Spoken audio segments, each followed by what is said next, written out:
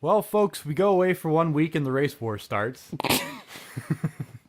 So, episode Seven. Is it episode 7? Episode 7 of Canada's hottest podcast, Timber Republic. We're back after a brief hiatus. How was your break, dude? My break was full of disappointment. Yeah. Yeah, I mean, to be honest, it's just like you try to have a career Yeah. and then you go nowhere and you feel like you have no grips on your tires, you're just spinning your wheels. Yeah, I'm actually really okay with not having a good career anymore. Like I'm happy like being the fucking bottom of the barrel, the lower end of the totem pole, if you will, because there's no responsibility, but you still get a wage. Like Yeah. you're not gonna die. You're gonna have enough food or enough money to have food and fucking a house and shit, and you'll find a woman desperate enough to marry you at the age of like Yeah. 35 and. That's fine with me, man. Yeah, no, to be honest, like I've been trying to I tried to write a rap, Yeah. and I've been trying to find ways to like make money through YouTube. So I'm thinking that that's what we should be doing, and not just having a SoundCloud, but like Yeah. creating a YouTube channel. Yeah. Oh, yeah. I just don't know. It's a 4-part series. I've only seen the first video. I had to subscribe to a dude. Oh, dude, that kid was full of shit, man. Were you actually like? I watched the full. Were you actually like convinced by his Yeah, no, arguments? I really liked it, man. The thousand hardcore fan thesis. Yeah, but I was thinking of so the premise, it was like one of those fucking self-help Self-help YouTube channel YouTubers videos. like, oh, I fucking got famous doing YouTube. You can too. Here's my secret. Subscribe to my fucking 1999 Yeah. every 4 months installment to figure out how. I might have to pay eventually. I Well, haven't but hit that his point argument yet. about how like, oh, if you sell, what was it, like a thousand T-shirts for $20, you'll make Yeah. what's the math on that? $20,000? Don't ask me, man. Yeah, $20,000. Yeah, 20 times 1,000. Yeah, but like, yeah. So he's like, it's just that easy. If you have 1,000 fans and you sell T-shirts to them for $20, you'll make 20,000. That wasn't his strong point. Well, the thing, yeah, you have to think of the production costs for all this shit, I don't know. the distribution costs. Like, it's not, I don't know. It was so dumbed down about what he was selling. It just seemed like such a fucking scam. You Also, know, too, his actual channel is fucking retarded. yes, I was It's about like- to say that. It's like, How to pick a single pickup chick. yeah, like it's just the most bullshit. Like there's nothing. What that guy does, sure, he may make money from YouTube fucking ad revenue, but nothing he does in his existence is of any fucking artistic value. All he does is leech off I of agree. what the trends are. Like, oh, social experiment videos. Oh, fucking pickup videos or reality, like fucking, I don't even know what's popular. He did on like YouTube a magic nowadays. channel that bombed. Yeah, it was apparently, retarded. Well, the big thing now is the Elsa and Spider-Man channels. I have no That's like idea what kids. that is. Man, it's the thing is that fucking horny ass 12-year-olds and 13-year-olds. They need like that's their porn. They go on YouTube and like. So this is what this guy does. He makes fucking shitty videos of like pranking He a makes girl. porn for kids. He does. He's like pranking girls on the streets. And then they take a fucking Spider-Man screenshot. They shit? take a screenshot of like a chick with her tits out, basically. Like, Oh, no. fucking cleavage. Well, do you see all like the fucking I didn't see thumbnails? any of that. No, No, he was like scrolling Oh, through his that's channel right. and all his fucking the hot chick in the all his thumbnail. all his fucking okay, thumbnails no, are I- just like chicks with their tits out or That's like a right. zoom up of a girl's Okay, that's ass. right. That's what he does. And that's all it is they So get ad clickbait revenue for young kids. It's just clickbait for young kids that are horny as shit and they haven't discovered RedTube yet. So what? What were you talking about? Elsa and Spider-Man? Oh, it's What a the hell big is thing that? now because like the vast majority of YouTube traffic is like under the age of it's like under the age of It's a 15. young community, eh? Wow. It's yeah. So I mean, a lot of children now adopt it as their main. Like we had YTV when we were kids. Kids nowadays, I mean, I'm sure they still watch YTV, but YouTube is part of their like Daily is part of their daily entertainment consumption. So there's lots of channels that are just really like content that's geared towards children that are like of the 5 to 10 range. Damn. And a lot of like the big thing is like grown ass men grow up or fucking these like grown ass men they like wear Elsa costumes like woman I guess Elsa and like We're Spider-Man talking about from like the from Frozen, yeah, or right? they'll like dress up as like the Joker and shit and they like write these like children's like skits and sketches and videos Right, okay. and And it's just like they get hundreds of millions of views. So they make like an insane amount of ad revenue. So like that's what this guy does. He just sees whatever is popular, makes his own even more clickbaity fucking YouTube channel. He's gonna get views. I mean, yeah, he is probably making a lot of money, but he's also a deplorable fucking loser. Well, I'll tell you, the vibe I got is that he was a college dropout. Sure. Him and his buddy were they all are probably, right? They all they did dedicate themselves to making content. I agree that what he's doing is completely valueless. Like it doesn't offer society anything new. Nothing. That's what pisses me off.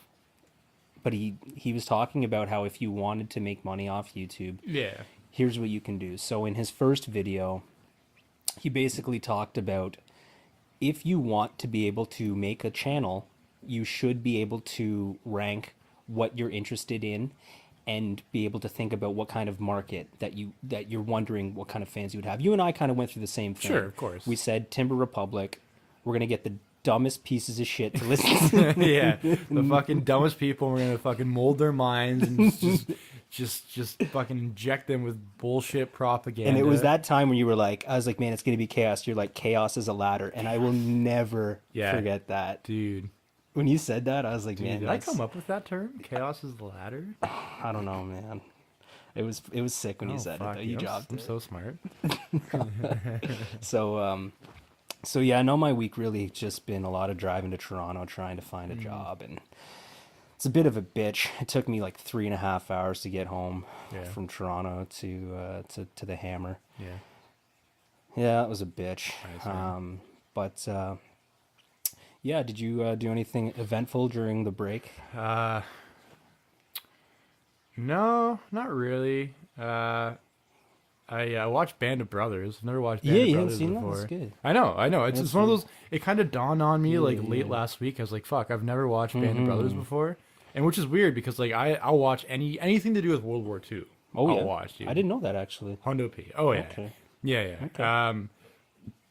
So I was watching that. It's pretty sick, man. It's like 15 years old now, but it still holds up well. And, it's a 4th season. It's a complete. No, it's just one season. 10 it's just episodes. one season. But I think they made a second season based off of the Japanese theater war. Okay. But I haven't watched that one yet. So you've just been watching. Yeah. Well, you know what? Kind of what's been going on in the States has definitely propelled me to watch that. You want to talk about that? Though, well, that's what this whole episode is going to be about, dude. Like, we're gonna delve into the psyche behind the alt-right, the fucktards out there. Let's do it. Yeah. Let's do it, man. How do you want to start with this? Well, it was funny because I was like, even when like the first sort of news, like I guess more so on Twitter, like when the original gathering started in Charlottesville. Charlottesville, yeah. That's the name of the city. Should probably research these things before I start the podcast. But like, I was really drunk, like because we came back, we were at merch. Oh yeah. And I couldn't wrap my head around, like I was reading all the tweets are coming in at like 1 a.m. Nazi local time, and these giant Nazi protests and all these fucking scrangly ass dudes holding their tiki torches, and I'm like, what the fuck is going on right now? Yeah, the torches were fucking wild. They were whack. They were tiki torches, man. They were tiki torches. They were trying to hit people with them. What are they gonna do with that, man? They're like dollar store tiki torches. Fuck, man. But I couldn't wrap my head around it at first because I was like coming back from the bar, and the day after, like it definitely sunk in more, and that's when I started watching Band of Brothers because I felt like watching some Nazis getting domed. That's right. But it's what, a week later, I think this is the 1 week anniversary of the. So I wouldn't be surprised. You know what? There's probably something planned again for this weekend, maybe in a different city. But I assume there's going to be. I mean, I think from now on, every weekend there's going to be a planned rally. Well, I think they caught on that their torch thing was a little bit lackluster. Oh God! How they could show the lack of self-awareness. Well, they want to step it up. So they no longer want to be identified as neo-Nazis. They actually want to be identified as neon Nazis. So they're gonna have like a whole bunch of fluorescent. Like basically, they're gonna go out at night, just completely. Dude, Tokyo Drift. Drift, yeah. The neon Nazis. It's gonna be fucked. There's another joke I could make there too, but it's too soon. Like Tokyo Drift into a crowd of people, sort of. Oh man. Too soon for.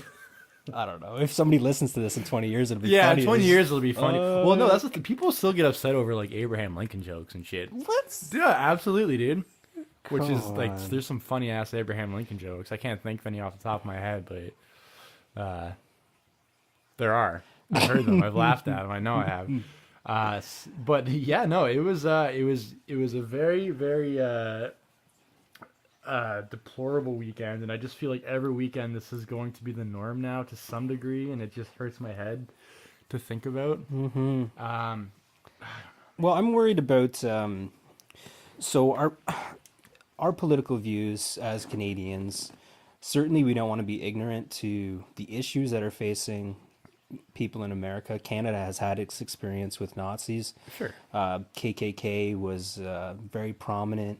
I was just reading an article about how big they were in BC as late as the 70s. Really? Yeah. BC is definitely not the area of Canada I would have pegged to have. Isn't that, like, yeah, it was surprising. And I Yeah. saw a bunch of old photos Really? dating back from the 70s, even the mid 70s, Right. of people dressed in their KKK, Yeah. handing out flyers in front of in front of just small like convenience stores. Yeah. And the thing about that is, okay, so if you want to tolerate difference, there's always going to be a bit of give and take. This is why you have groups like the Civil Liberties Association originally fighting to have these protesters, the right-wing protesters, Right. have a space to give their voice. Because from a civil liberties perspective, if you don't allow people formal avenues for voicing grievances, They will find an informal way and often violent. more dangerous. But that's It ended up backfiring, It and backfired, people. like, It backfired horrendously, hard, right? But this is why, and we've talked about this on the podcast previously. Like, this is why I believe I don't believe in free speech. And again, and we don't have free speech in Canada. Yeah, a bunch of don't- Canadians, right-wing Canadians, went to go protest in Yeah, Charlottesville. we don't. Vice interviewed them. We don't have And they had this conversation. The First Amendment is an American only thing. Like, I don't know. We seem to think Well, that you still have Section 2 rights. You still have your charter rights to freedom of thought, speech, belief, political opinion, freedom of the association. idea of free speech that any topic can be discussed isn't really a Canadian. It isn't a value. It isn't a Canadian it isn't value. a- That's a it's good not thing a core because Canadian not value. every thought is a positive one or a progressive thought that is aiding society in any way. Hate speech laws have been used. Yeah, and that's Yeah. the thing. If you're right, if you're abusing, like at that point, you're just abusing free speech. If you're using it for to incite violence or to incite discrimination. A lot of times these people that it's interesting that some of the alt-right are anti-establishment. So what they see as Right. controlling figures, they want to imagine that there's a giant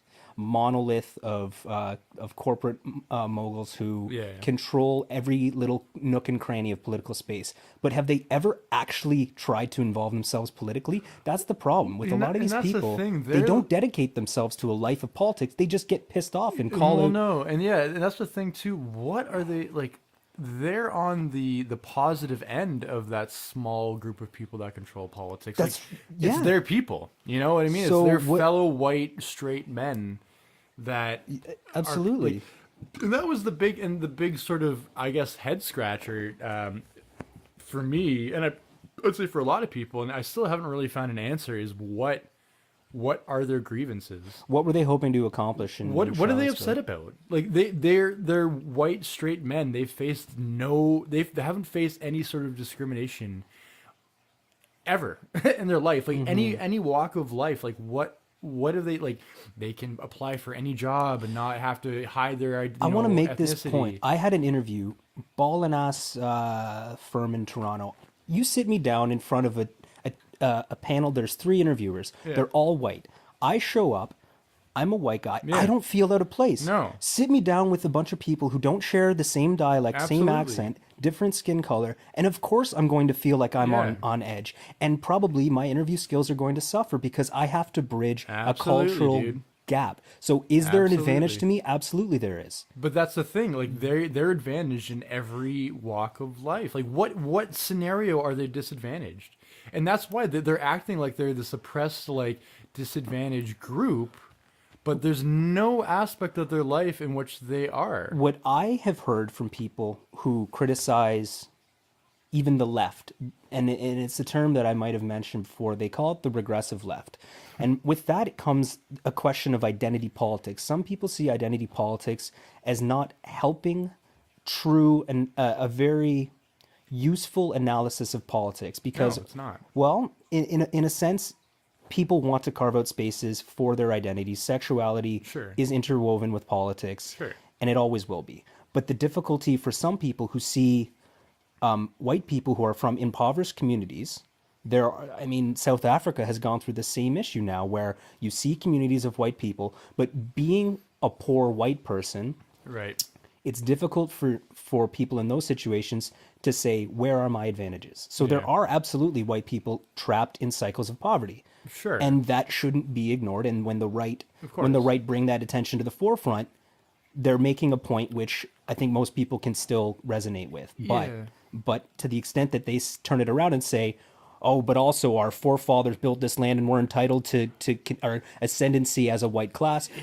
Well, thanks for fucking jumping the shark, you fucking assholes. nuts. Yeah, well, that's the thing. They were chanting things like "We will not be replaced." Like, what did that even mean? What are you being replaced from? Yeah. What? So like now your community is 80% white instead of 99% white no that idea. it was like I have no idea what that 30 meant. years ago. Like, the only thing and this is a good point I read on Twitter. Like the only thing they're really being replaced with is they're seeing more people of color or other marginalized groups in positions of power. It's almost sort of the echo of the Obama administration. Like people, I think a lot of people were very upset to know that a black man was their president. Those are the kind of people, right? And that's to them, that's a threat to their status quo, their current status quo of being the dominant majority white culture, and so. That's why it's an inherently racist thing. That is a very racist thing. It's not like they can try to mask it as oh we're just looking for the common person. We're the common person upset with the direction of this country, but by insinuating that they're insinuating that a multicultural country is essentially a bad thing. Yeah. Right? Yes, I agree exactly. And that argument to me is just inherently wrong. It has to be wrong. And there's and that's why reasons. the whole Donald Trump thing about we have to hear both sides. Well, I think, much like Nazism in 1940s Germany, there is a one side of the equation is just inherently wrong and aggressive. And oppressive, yes, absolutely. Right? So it's I can't fucking stand these people. And that's another, you brought up the whole blue collar thing, but the thing I found very strange is it seems, from what we've seen so far, a lot of them are white, privileged, educated men. Yes. Which I find really, really strange. Yes. Some of these leaders that actually see themselves as and actually have a bit of education try to defend their right-leaning perspective. Yeah. And the problem that I have is, okay, you might have good ideas, you might be a politically minded person, but if you allow yourself to be lumped in with violence and oppression, then you're no longer serving as long as anyone's you associate, interested. as long as you associate, or the minute you don't call these people out, you don't call them out exactly. The moment you refuse to denounce them, you're a part of them. Well, that's exactly what happened. That's exactly what happened with Trump. He refused to acknowledge. And I believe it's JFK that said the deepest sections of hell are for those who stand by and witness. Damn, bro. Or something like that. But I think it's a very applicable quote. I think it was either him or Martin Luther King. I don't fucking know. Again, I gotta research this shit probably before I press record. Well, here's my take too, is that I don't mind sitting in the middle for a little bit. I really don't. I don't think in something as dire as this that you can. I don't know if I have in this situation. Here was my experience during the election. The most recent American election. We have a face-off between Trump and Hillary, and it's the election night, and I'm in Canada. I'm in goddamn Fredericton, New Brunswick, and I can't change the polls, so I show up as a neutral. I'll tell you, oh man, this was a bad thing to tell someone. So I walk up to this avid Clinton supporter, and I just say look, honestly, I'm just here to watch what happens. I'm not picking a side. And she said, well, maybe it's your privilege that allows you to be so disinterested. She's not wrong. I mulled it over for a bit, And then I just started like fucking cheering for Trump, and that backfired. That backfired hard, man. And the funny thing is that a lot of people at those rallies are probably in the same situation. I mean, not saying you're one of them. Yeah. But a lot of the video you see are just guys that are like, "Oh, I'm here to troll. I'm here to just piss people off." Like, it's amazing, like Trumpism, how it's seeped its way into the everyday man. Like the everyday man is seen now that, because that's what Donald Trump, like his whole success was based off of, like, this guy gives no shit. Yeah. Like he'll say racist, misogynist shit. Absolutely. He doesn't care. Absolutely. There's no consequence. He's it's cool. It's good to be a bully. It's good to be aggressive, and obviously it worked for him because he's the president of the United States. Man, but I think it's sort of seeping its way down to the average man now. That it took the most articulate, educated black person in political history, one of the most, sure. Absolutely. Right. I would say if Lincoln Alexander out of Hamilton could have gone south of the border. Yeah. I'm just thinking about how with Trump, a white person is able to say that kind of crazy bullshit, and you're like, well, if he can do it, why don't me and my buddies get together and protest on the street and say the same aggressive things? Like, be aggressive, be aggressive for no reason. Obviously, it's now an accepted part of mainstream culture. If it can get a president elected, why can't we group up in Charlottesville? I don't want to blame you for the race wars, but you did play Charles Manson in the last episode. This of dude, our this podcast. is exactly. He's probably freaking out in jail right now, dude. Because this is helter skelter. This is what he believed, but he also thought that the blacks would incite it. His belief was that Black America. Well, didn't you see the alt left? How violent they were. How they held hands and peacefully stood there and to oppose the. God. Yeah. And descended upon others with kindness and acceptance. I know, right? I honestly wish, and that was the thing too. I wish those opposing the Charlottesville fucking Nazis would have been more aggressive. Like, a couple people got maced, but that was it. Yeah, I think it was mostly cops that were macing other people. But honestly, man, it's if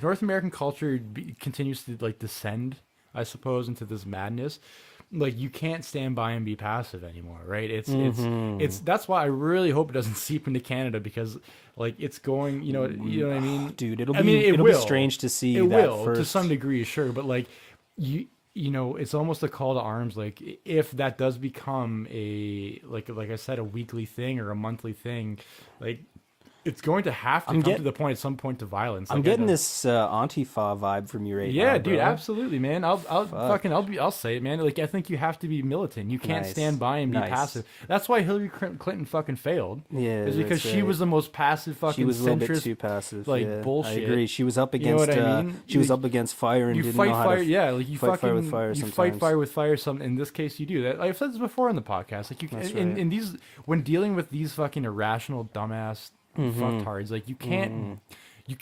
deal in logic and kindness. Those words just bounce off them. That's right. Like they're there for to troll. Here's the biggest issue too, is that a lot of these people that identify as belonging to a political right spectrum maybe don't see themselves as neo-Nazi or just want to sympathize with they don't a right see themselves. movement. They don't see themselves as being neo-Nazi.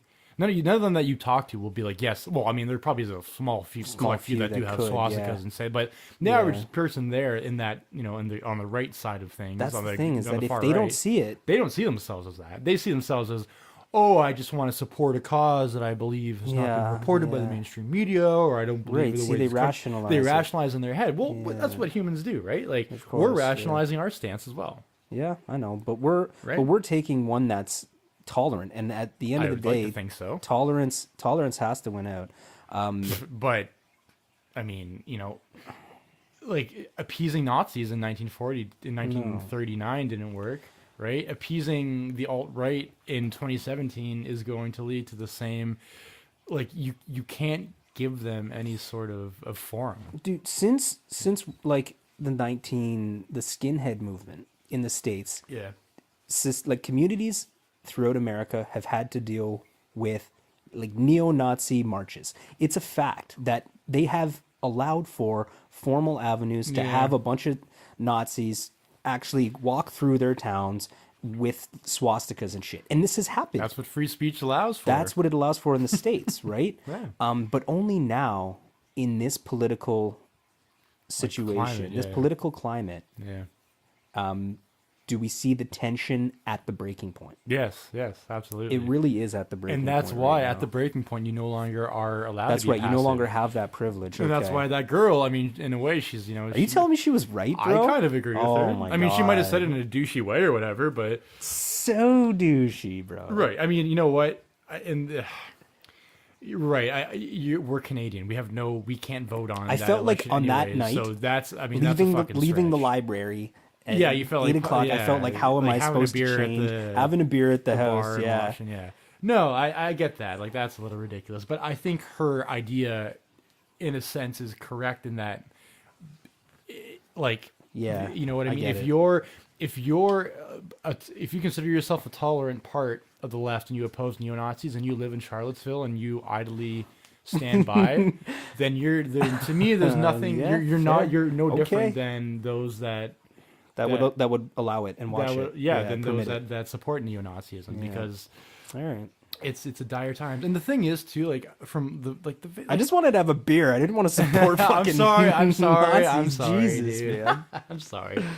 But man, the thing is too that I learned, the one thing I really took away from the last weekend is that the alt-right they're the fucking biggest group of pussies. Like even just watching the videos, like they were not even opposed by violence. They were opposed by people like cops with fucking megaphones and people holding hands to bar them, and they fucking ran away with their tails behind between their legs, like, because they don't know what they're supporting. No, they don't know what they're supporting. They have no idea. I don't think the vast majority of them truly believe in it. So the minute they I face agree. any sort of resistance, like, did you see the one video of the kid that was wearing a KKK outfit? No, I never saw it. And as soon as he was approached by a group of people, he took it off. And he's like, "Oh, I was just joking. I'm just here to have fun." Yeah, They're like, "Oh, okay, buddy. Dude, No. You're here for fun. Is that right, bud?" No, I get that. So I'm just gonna put myself in that kid's shoes for a second. Okay, Yes. I come from parents that have never talked to me about racial issues. Sure.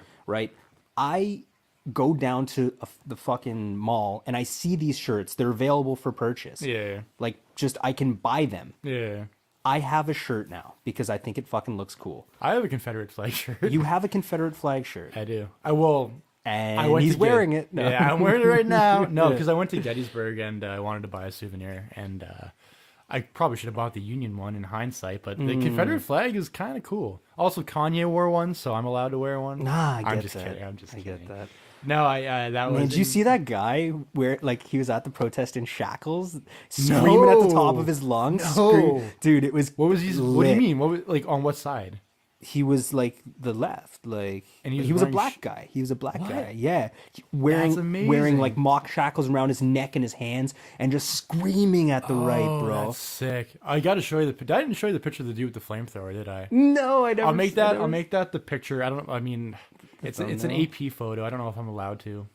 I'll do it anyways. Just mock up something. If I can like adjust it. I think it. if you adjust it a bit, it's okay. But yeah, this fucking dude.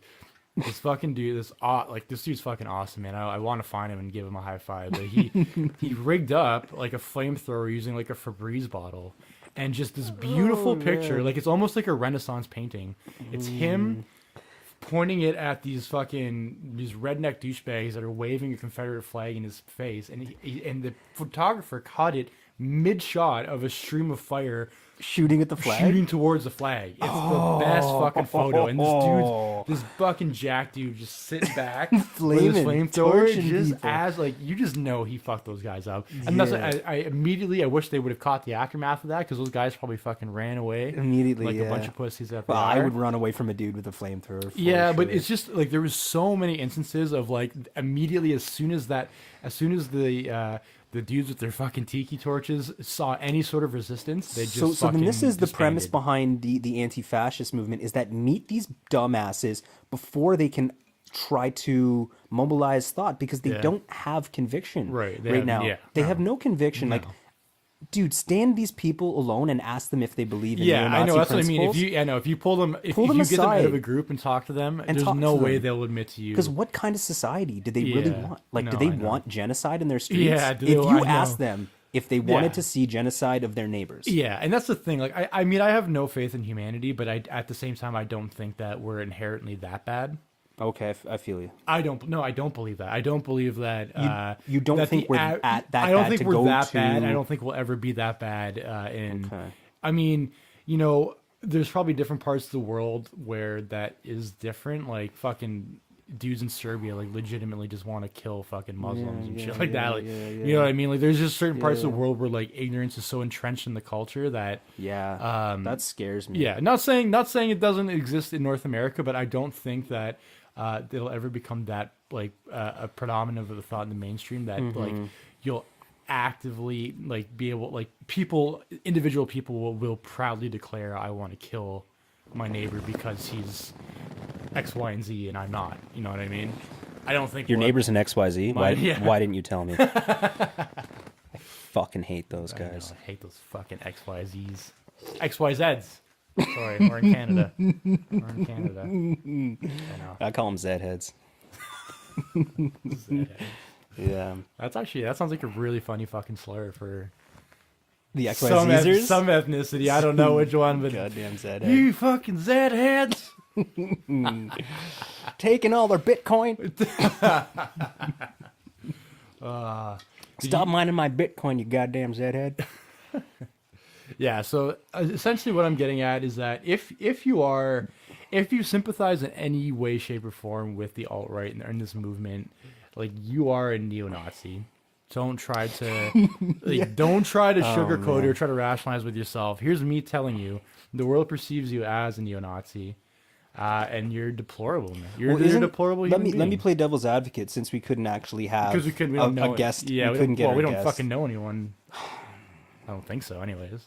I'm sure we do, but so what's devil's advocate with this? Devil's advocate says exactly this: that your analysis and your framework is a binary one, lumping all people who feel disaffected into a white supremacist narrative. And I feel that is also what mobilizes people into feeling that the liberal intelligentsia denounces them for their whiteness. Right.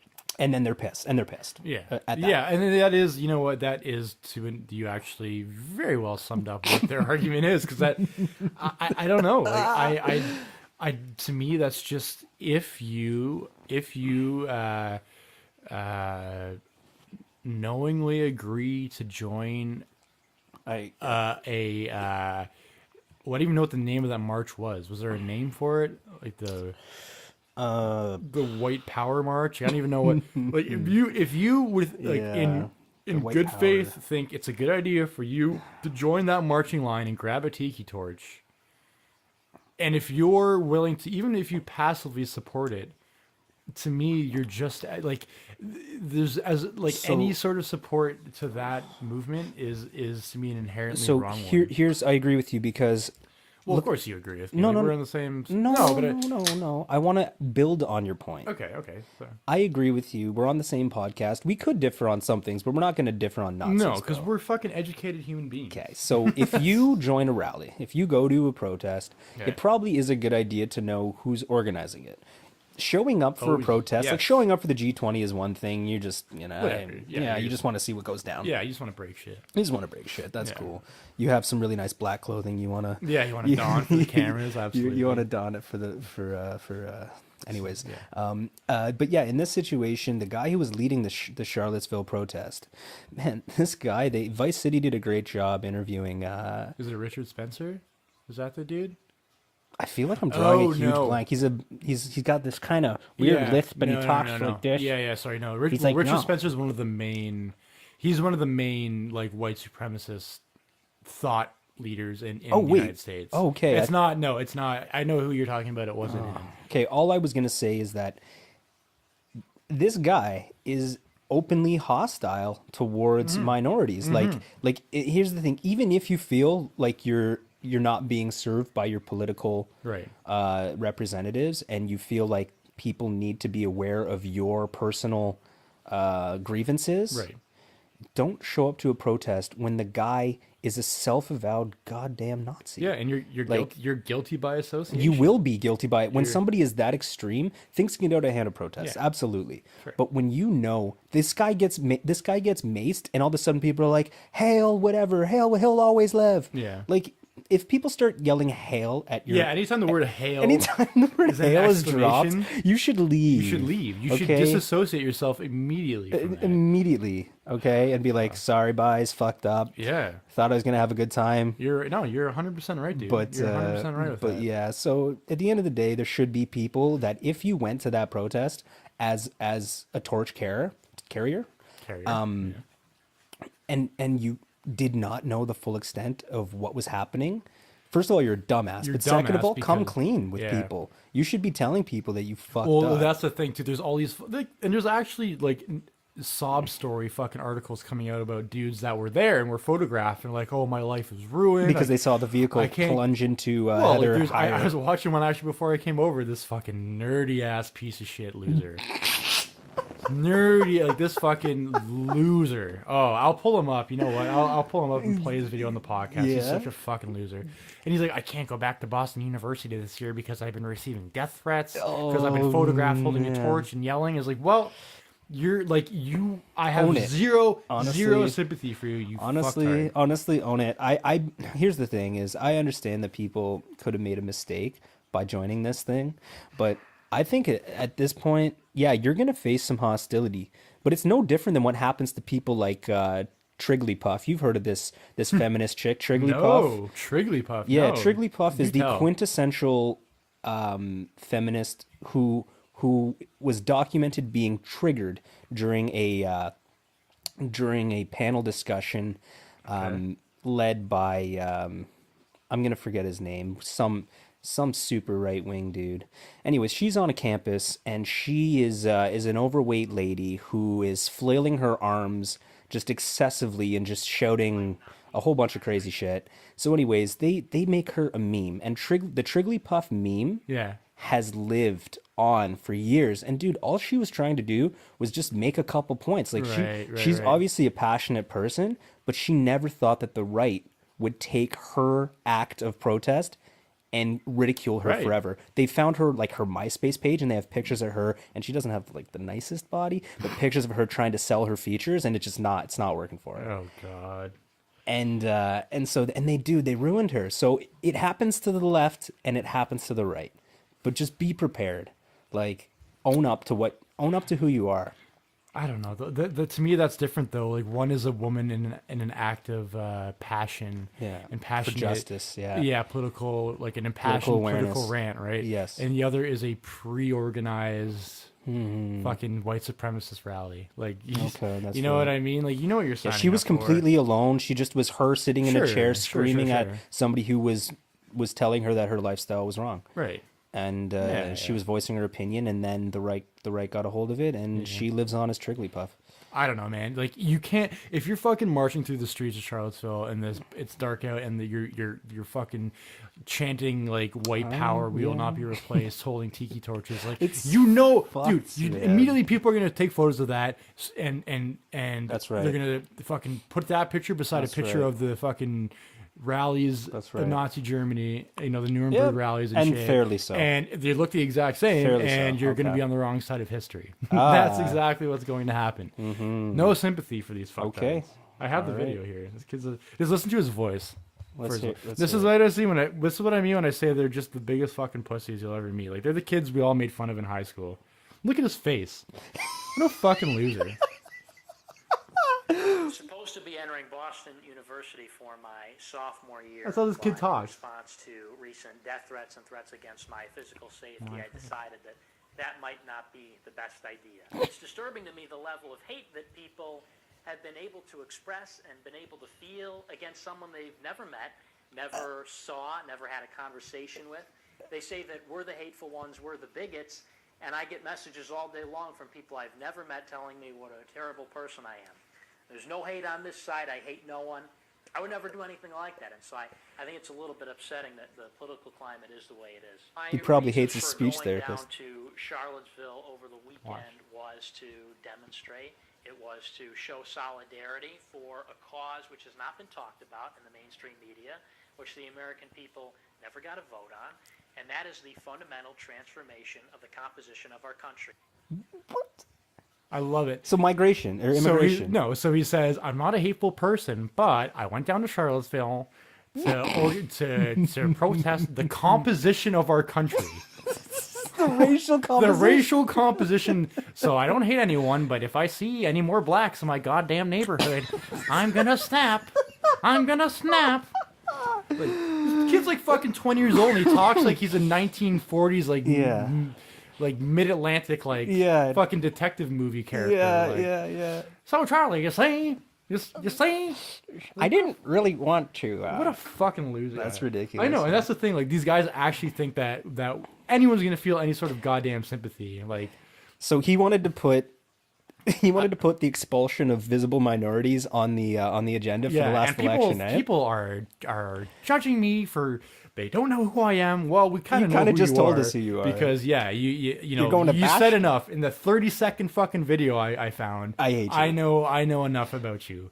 Because you don't believe that the composition of North American race is correct. And I'm sure he doesn't want more. I'm sure he's not there to argue for more minorities. I think that's probably a fair assessment. It's a fair assessment, right? I don't know, man. I just think they're just the wimpiest fucking, like, white piece of shit nerds. Like, they spent their... And this is another point I saw brought up. I think it was Michael Rapaport, who's like he's like a comedian, like a fucking hilarious video. He was going on this rant about like you spent your Friday night fucking like marching through the streets with tiki torches. Like you're a 20-year-old kid in a university town. Why are you not out getting pussy right now? Or like going to a bar, you fucking loser. Go have fun. Go have fun. It's a Friday night, you fucking loser. Like go fuck a Latino. Yeah, like why you actually want to dedicate your Friday night to this bullshit? Like you're hanging with a bunch of other dudes and chanting through the street. Like oh man, I don't know, man. Yeah, why aren't you doing something productive is probably the best way to put it. Well, they think they're doing something productive, right? In solidarity to talk about the composition of my country. Yeah, that's disappointing. Clearly, he's in such denial. If he says that he no, I mean it's the same. You know, his act of marching is the same as us making this podcast, right? Like that's their voice, I guess. Yeah. Fuck, man. Yeah, he should have his own podcast. Yeah, we should have him on the podcast, dude. There are a couple right-wing podcasts that actually I was hoping we could try to enter like a turf war with and try to generate traction. Well, we're gonna with the one. Yeah, the one. I don't even think that they like Triggent. I don't even know what it's called. Yeah. Triggered might be the actual title. Yeah, we gotta look those up. We'll talk about it. We'll prepare a thing. We'll do some research and we'll try to come back with a slam attack. I do want to chirp those guys. They're against fucking losers, man. Yeah. No, that's you know what, man. We need to get some buzz, and that's an easy way of doing it. Fucking leeching on someone that's already established, and just yeah. Hey, fuck, I don't give a fuck. That's I got no dignity. Right. I don't fucking sell myself. That's right. For some fucking clicks. Get some clicks, bro. So we'll get that YouTube channel going then, I guess. Yeah, we'll get between now and the next. Yeah. Oh, that's easy, man. That's easy peasy. It's easy to upload shit on YouTube, man. Cool. And, yeah. So, did you watch? Did you see any of the videos of the people tearing down the one fucking? Oh yeah, climbing the statue. Yeah, and is it Durham? I didn't North Carolina or Durham. I again.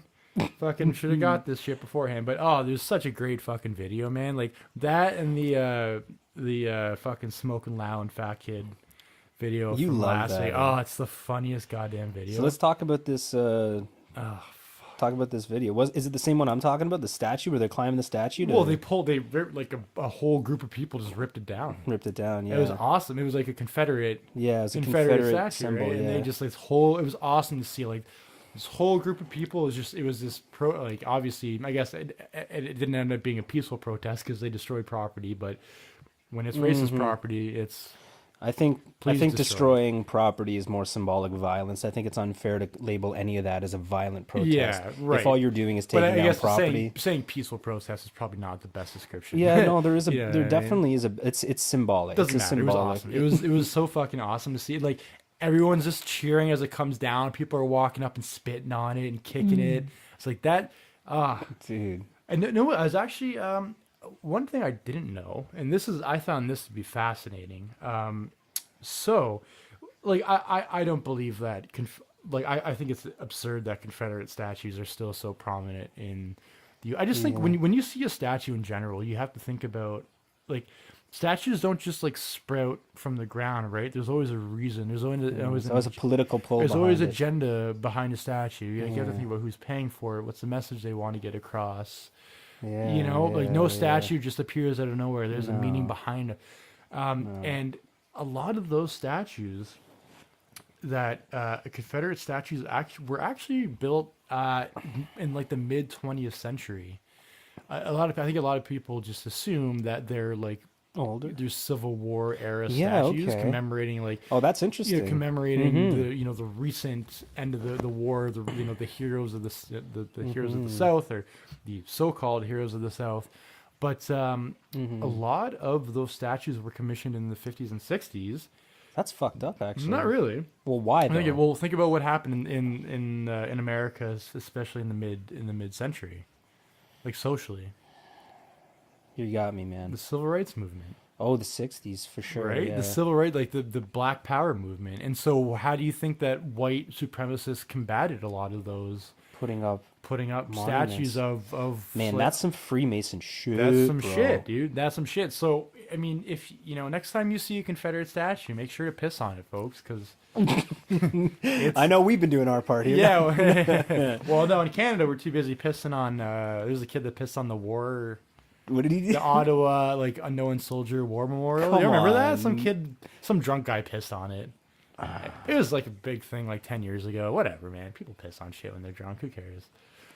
But I thought that was fascinating. You know what I mean? Like, when you see a statue, like, just think about why it was commemorated. Like, there's always a reason behind that iconography existing. It doesn't just. Man, that's some power structure shit. That's what I mean, and that's why it's just like the South is just so inherently racist because like that power structure exists. There are probably a few statues in Canada that could come down. If you think about, Yeah, I don't know. I was actually kind of racking my brain about that, but I mean, I can't think of any prominent statues that I can think of that, like. Well, you can ask some of the older ones. You can ask whether they supported the slavery agenda. Yeah.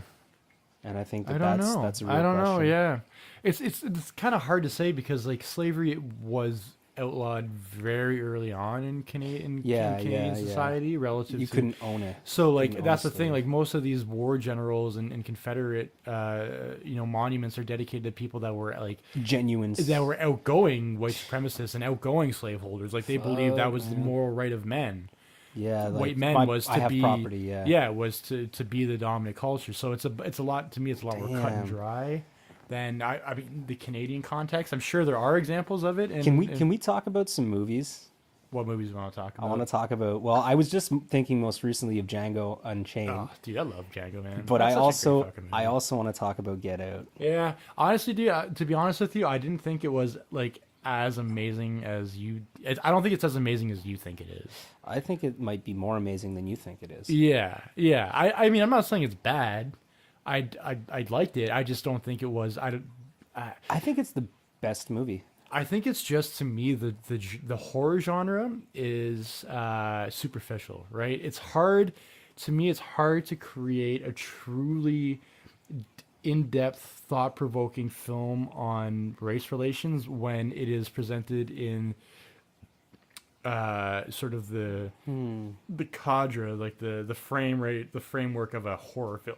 Because a horror film was very much like a superficial. I don't know, man. The first time I watched it, I laughed through the whole thing. I thought it was very clever.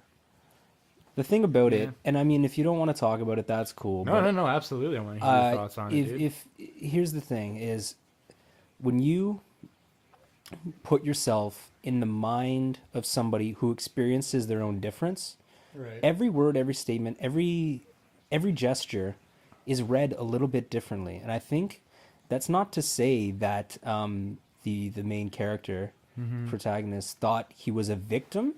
In fact, it took him a long time to accept his own place of insecurity. I think he overlooked many things that in any other situation, if he wasn't trying to, if he wasn't trying to actively protect himself, that he would have found to be unnerving. I would kind of wish they kind of dived more into like, because you're right, probably especially because he's from New York City. Yeah, he's dating a white girl, like, which is a lot more commonplace in an urban multicultural setting, as opposed like there's that sort of, they don't really delve into it much, but I wish there was more I guess of a dichotomy between the urban and the rural. You know what I mean? Yeah, like there was. That story They wouldn't have left the made city that story wouldn't have made sense. sense if it took place in New York City. Yeah, because that's you know right. what I mean? Like there's something about The characters wouldn't be believable. The rural white America, that's sort of where I think, especially the concept of slavery and white supremacy is sort of. Do you think that's what it's like still today? Well, I think that's sort of in American conscience. That's where that we've always associated that movement with like literally the fringes of society and geography, like literally on the outskirts of town. That's where that idea of white supremacy can still kick about. Exists. Yeah. Right. And I think, you know what I mean? That's why. Right. But I mean, they're not like the thing is like the white family. They're not really white supremacists. They're more so just because they talk. They're the people that voted for Hillary Clinton, right? They're the people that like. Or no, they voted for Obama. Well, that's what I'm saying. Saying, who then voted for like those passive, just centrists. Yeah. Quote unquote liberals, but they don't really like. No, I get you. They don't really consciously, you know what I mean? It's almost like a narcissistic liberalism, voting for Obama for the sake of voting for Obama to appear progressive, but you know what I mean? And I think that's what the film's trying to say, is that those people are just as dangerous as white supremacists, because they may act like they, they support. You said you didn't like that film. You're killing it right now. I just don't think that genre of film has as much potential. Like I think a film like Moonlight is way more insightful. Just way more insightful in the way it's shot, the way it's filmed, the way it's structured, as opposed to a horror film, because the horror genre still has to have that aspect of thrill and I don't know. That. To me, it takes away from what could be some of the layers, time that could be spent on further analyzing what the message is supposed to be. Spend more time in violent scenes that actually and so that's, I mean, you have to dedicate time to the twists and the turns and the violence. I don't know. I was just at a particularly it's unique. I will give you that, man. It is a really unique film. Cool. Yeah. And what about Django? Oh, dude, Django's fucking the best, man. Django Unchained. Django's such a fucking great film. Just the one thing I always found really problematic with that movie, and I'm surprised people that made more about it a stink of it before, was that, like, because Django, like, he's kind of saved by the white man. Like, he's kind of, the white knight comes in. The German guy. Yeah, because at the beginning he's like he's the like the stereotypical like Uncle Tom, like poorly spoken, uneducated black slave. And he gains confidence and he from only that gains experience. confidence and his ability to like present himself and communicate better once he's that taken white under guy the tutelage of Christopher Waltz. That's right. Who's like one of the best fucking actors of all time. Dude. Man, you've nailed a real problem. Dude, I'm fucking on the dope. head. I am dope at analyzing movies, man. If there was actually like a career I could make out of that, this is it. I'd be doing it. Dude. Every other episode. We should do for the Patreon. That's what we should do, man. We should have some movie episodes. All right. That'd be sick. I'd like to do that. That'd be sick. Yeah, that's actually a really good idea. Dude. All right, we'll do ones where we just I like it. That shit. Yeah. Okay. What time are we at? It's got to be like. I think we're actually probably around an hour. 54 minutes right now. I would call that a healthy run. Do you want to close off with any lighthearted shit? No, not really, man. It's kind of not the. It's not the time. It's not really the vibe. time to laugh. I don't know, man. I've been laughing this whole podcast. You've been laughing? No, you haven't. A little bit. You've been laughing at all. The neon Nazi was a funny. The neon Nazi. Yeah, that joke. I don't know. Do you guys get that joke though? Like the neon, because like Tokyo Drift, like they always have like neon lights at the bottoms of their car and shit, like fluorescent lights. I didn't get it, but I didn't care. That's what I was trying to get at, like, so I was like, it's like a Tokyo Drift episode, and I was like, Tokyo Drift. Oh God, you're so ridiculous. I'm not, man. I'm not. You're so ridiculous. I'm not funny, bro. man. No, I am funny. Yeah, I'm funny. Yeah, I'm funny. All right. Okay.